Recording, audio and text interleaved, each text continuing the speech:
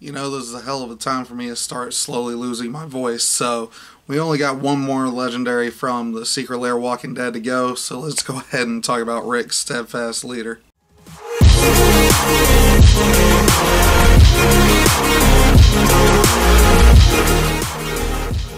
What is up, Commander players? My name is Matt, and you're watching Top Commander. I do apologize about this episode. I'm probably going to sound like crap. I am slowly losing my voice, but we only got one more of these Secret Lair legendaries to go, and then we can finally move on to other videos. Hopefully my voice will be coming back soon, because I know it really is irritating to me, so I can only imagine it being somewhat annoying listening to me ramble on with a crackling voice like this.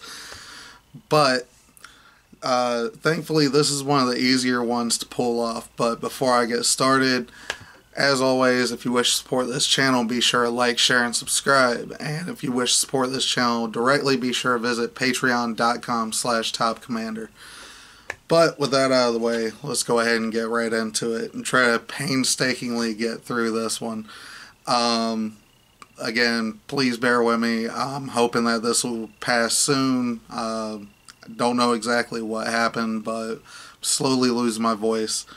So just bear with me. So Rick, Steadfast Leader, 2 generic and 2 white for a 3/4 legendary creature human soldier. As Rick enters the battlefield, choose 2 abilities from among First Strike, Vigilance, and Lifelink. Humans you control have each of the chosen abilities. As long as you control four or more humans you control get +2/+2. Alright, so you get 3 abilities to choose from on ETB. You pick 2 of them, which is actually pretty decent. And then all humans you control have each of the chosen abilities, including Rick himself, because he is a human soldier. Then the second part is, once you've amassed enough humans, all humans, including him, get +2/+2. So Rick would become a 5/6 with 2 of the 3 abilities that you get to choose from. So this is fairly unique design, but it is mono white. I have issues with a lot of the mono white commanders, personally, because of the fact that white is very, very lagging in ramping card draw, especially. So mono white decks it's very rare to be able to build a mono white deck with sufficient card draw and ramp. They have all the removal, they have all the board wipes. They just need those 2 things. They need efficient ways of doing those things. But currently the most efficient ways that you have of doing this is artifacts, the mana rocks, Sword of the Animus, Sword of Feast and Famine, things like that. So, with no ability to get card draw or mana ramp on the commander itself, maybe that's a little biased about it when it comes to the mono white decks, but with neither of those capabilities, I'm not too thrilled about this personally. However, he definitely is doing what he wants to do. He's wanting to build up an army of humans. He buffs the humans, boosts the morale. All the things that a leader would do. He gives them tools and stuff with the different abilities, which is kind of neat. Overall, for the design space of this, I do like it. As a mono white commander, personally, I'm not a huge fan of this, but in the 99 of something, definitely. But we're here to talk about the deck tech. So, as I was looking through mono white humans, there's a lot of different options and a lot of different ways you could go about this. There's a lot of human soldiers, a lot of human knights, a lot of a few just regular humans. So one way, obviously, he cares about having humans. So you go on want to amass a board of humans. Looking into it a little bit more deeply, though, because I was thinking that you could go with a human knights or a human soldier theme for this. But there wasn't a lot of knights and soldiers that create tokens that are human knights or human soldiers. They're either just knights or just soldiers. They don't have the human subtype. So, it was very odd trying to build this deck, because I did think that at first you could go with a knights or a soldier sub-theme with the humans, and you still can, but you're not going to be able to rely on those tokens, because almost all of the tokens they produce don't have the human subtype. Again, they're just knights and soldiers. So it is a little bit more tricky to build this deck. But at the same time, not so much, because Commander 2020, we had the Mardu Humans deck. So we do have some options in there that can help you get started on the way to doing this, or just stick Rick in that deck. But as a deck tech, we need to try to find a way to do some of this stuff. So Avenging Hunt Bonder, 3 generic and 2 white for a 3/3, I believe came in the Commander 2020 for the Mardu deck. He has double strike for a 3/3, and whenever it attacks, you put a double strike counter on another target attacking creature. So yeah, that was from Ikoria. So the Commander 2020 Precon had this one. Yeah, so every time you attack, all of your creatures slowly start amassing double strike. Just a nice, simple way to start adding abilities, because Rick is already doing that. He's giving them the option of Vigilance, First Strike, or Lifelink. Me personally, it depends on how you want to build it. If you want to go with more of a life game build, Lifelink is definitely an option. There are a couple of cards in white that you can use to reset Rick's abilities, because it is on ETB. So I believe there's a Cloud Shift, Flicker. These basically exile the creature and then put it back into play. And on ETB, you can change up the abilities that Rick is giving them. So, and there's another one, Ephemerate is another one that has Rebound on it, so you can use it twice. You don't necessarily have to use it both times on Rick, but you could have like another ETB creature that you can use it on as well. Just to give you a little bit more out of your ETB effects. You're in mono white, you're not going to have a whole lot of options for this, except for like I said, the Cloud Shift, Ephemerate, things like that. There was one that I spotted that is a human, that if you wanted to try to take advantage and reset the abilities, or just take advantage of your ETB triggers, that looked a little bit interesting. Iganjo Free Riders. I'm not sure if I said that correctly. I'm pretty sure I butchered that. It's 3 and a white for a 3/4 human soldier with flying. At the beginning of your upkeep, return a white creature you control to its owner's hand. So, assuming you have enough creatures on the field and it gets to your upkeep, you can just bounce one of your creatures back and then play it out and get their ETB trigger again. This is useful on several aspects, namely when you have something like Day Squad Marshall. Now, this is a common from Ikoria, if I'm not mistaken. 3 generic and a white for a 3/3 human soldier. When it enters the battlefield, you create a 1/1 white human soldier creature token. So this is one of the few instances where you're creating a soldier token. It's a 1/1, but it also has the human subtype, which is what you're wanting to get.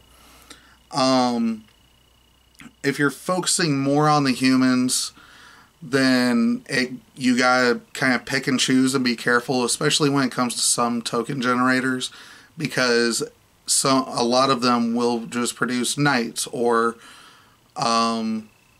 just soldiers, and they won't get the buffs because Rick only cares about humans, which makes the deck a lot more tricky to build. Although I'm pretty sure after how many years of this game being out that a lot of people know a lot of the ins and outs of humans, especially when there's a deck in like Modern and Legacy. I believe humans is a deck in those formats. Humans is a deck in Commander, except that it runs more than just white, so you gotta do a little bit more digging, which makes it somewhat of a nuisance, but not so much. Another one that I was thinking of for this deck that was from, recent, Basri's Lieutenant is 3 and a white for a 3/4 human knight. He has vigilance and protection from monocolored. When he enters the battlefield, put a 1/1 counter on target creature you control. So, and then it also says when Basri's Lieutenant or another creature you control dies, if it had a +1/+1 counter on it, create a 2/2 white knight creature token with vigilance. Now, again, you gotta be careful about some of these because that token doesn't have the human subtype, but it's a ETB trigger that you could potentially abuse a little bit. This is not on the level of Rune of the Hidden Realm or Chulane, Teller of Tales. So, trying to take advantage of ETBs, it's going to be a little bit more tricky with mono white especially. Now, that being said, mono white has access to a lot of tutors for artifacts, so running something like a Panharmonicon to double up ETB triggers wouldn't be a bad idea. Now, I'm not sure on the ruling for Panharmonicon with Rick itself if you would be able to get all 3 abilities, because he triggers twice, so you have to choose twice. But I think he only remembers the 2. That would be an interesting ruling that I would have to look into a little bit deeper. But now, when you're running a go wide strategy in white, of course you're going to want a lot of anthems. Unfortunately, Crusade is banned, but there are other cards out there. Banalish Marshall is 3 white. It's a white for a 3/3 human knight. Other creatures you control get +1/+1. It's an anthem effect. It's on a human. It's on a creature. So you're not just playing out an enchantment. You're able to develop your board and get more humans on the field, which is what you're wanting to do. So running some of the anthem, like Glorious Anthem, is a 1 generic and 2 white for an enchantment that gives all creatures you control +1/+1. That could be a little bit tricky. Same with Honor of the Pure, which is 1 generic and a white, I believe, for an enchantment that gives all white creatures you control +1/+1. These anthems are good. I'm not saying that you shouldn't run them, but when mono white has such a hard time ramping, you want to make sure that you are going for what you are trying to do. So Banalish Marshall is a really good one to have for this deck. And I know what I just said about having things be more mana efficient, but this one I kind of made an exception for. Krovak's Ascendant Hero is 4 generic and 2 white for a 4/4 legendary creature, Human Lord. Other white creatures you control get +1/+1. Again, it's an anthem effect. And then he says, non-white creatures get -1, -1. So basically everything else gets a -1, -1, unless it's white. Pay 2 life, return Krovak's Ascendant Hero to its owner's hand. So he does have a little bit of a way to protect himself. So if they go to kill him, then you could just pay 2 life to bounce him. And if you've already cast him, you should hopefully have enough mana to recast him again. Unless you're relying too much on mana rocks. Again, white's very fickle about this. It's very hard to ramp in white sometimes. So obviously you're going to run something like Verge Rangers. It's 2 generic and a white for a 3/3 creature human scout. He has first strike. Look at the top card. You may look at the top card of your library at any time.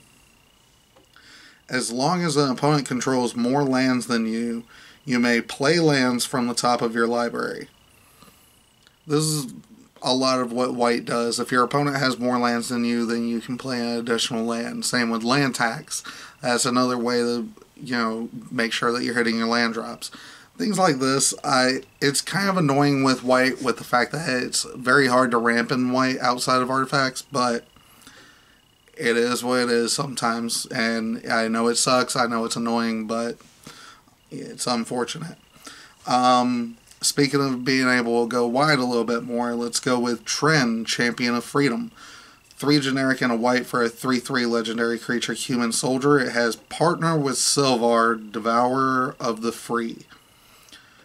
When this creature is battlefield, target player may put Sylvar into their hand from their library, then shuffle.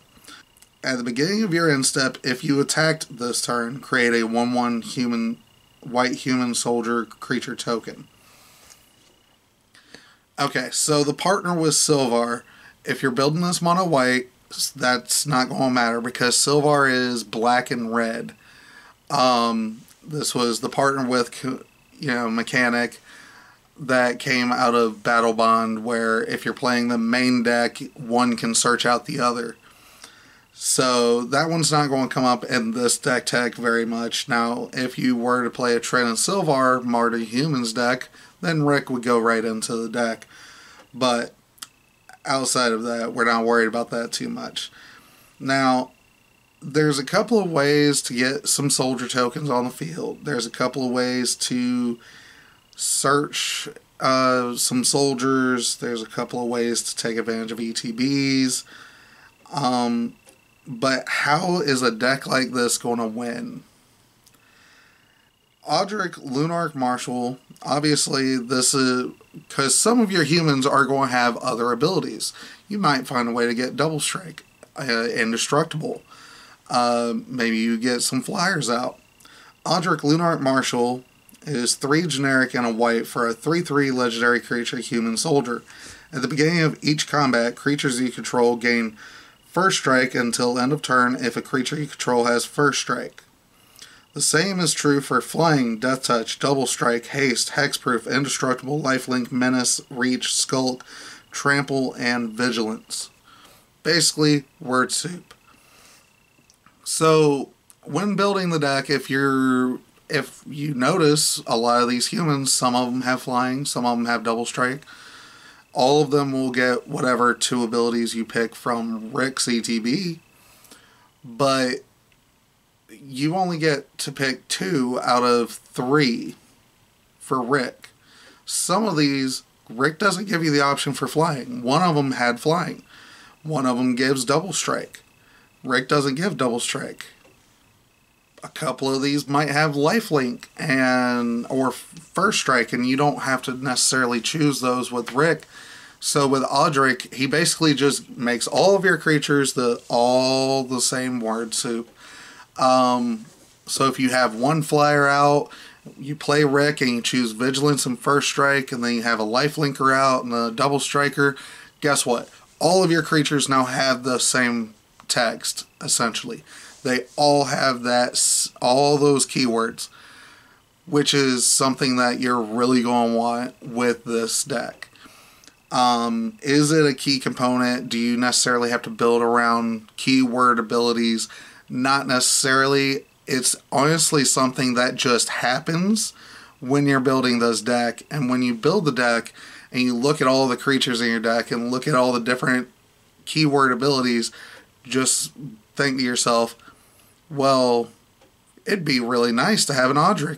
And now everybody can share those creature types. So it's something that just happens over time when you're building it. You could go out of your way a little bit and put in some white creatures or something that have a little bit of word soup that aren't necessarily humans, just so you can kind of further this a little bit if you wanted. You don't necessarily have to, though. But now that you've gotten a whole bunch of keywords, you can amass an army, you're buffing them, you got anthems going on. How do you win? You're a mono white. You're trying to trample over with a bunch of weenies? Yes, that's a true statement. That can happen. But something that can make it a little bit easier. Audrey, Master Tactician. Yes, the other Audrey. 2 generic and 2 white for a 3/4 legendary creature human soldier. He has First Strike. When Audrey, Master Tactician, and at least 3 other creatures you attack, you choose which creatures block this combat and how those creatures block. Basically, if Audrey and 3 creatures are swinging in, they can be unblockable. Or you could force your opponent to block this dude over here because you want it out of the way. Maybe he has Indestructible and Death Touch somehow.